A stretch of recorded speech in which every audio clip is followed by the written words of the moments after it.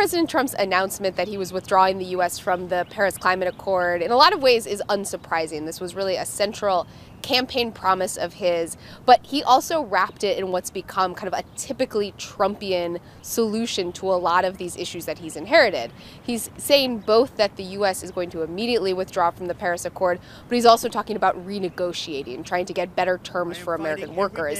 This is leaving a lot of people actually confused because there's nothing binding about the Paris Accord and the targets that the Obama administration set. So if Trump wanted to, he could move forward with different standards, but he's going to go through a process of renegotiation.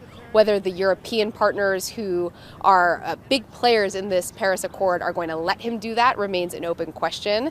But a lot of this for Trump is about fulfilling a campaign promise and showing his base that he's not going to just step into office and abandon everything that he said on the campaign trail.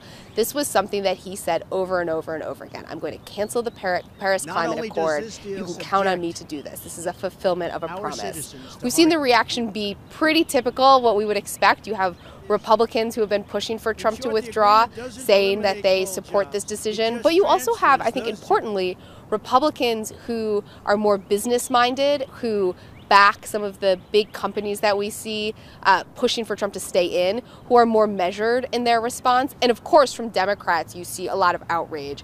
Really, this idea that this is not just a political decision, but one that's going to have broad, sweeping impacts on climate change, on the health of the environment, and could impact the U.S. for generations.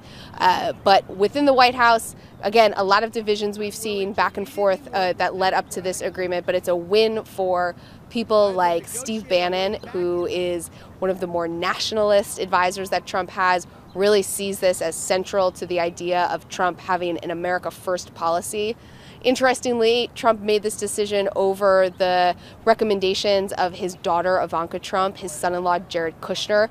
They were more on the side of staying in the agreement, having a seat at the table, but maybe renegotiating those standards. So you're not going to see a lot of those divisions play out publicly necessarily. There was a big Rose Garden ceremony where all the White House advisors kind of got together and rallied around the president. But this is not an agreement that was made without some dissent within the West Wing.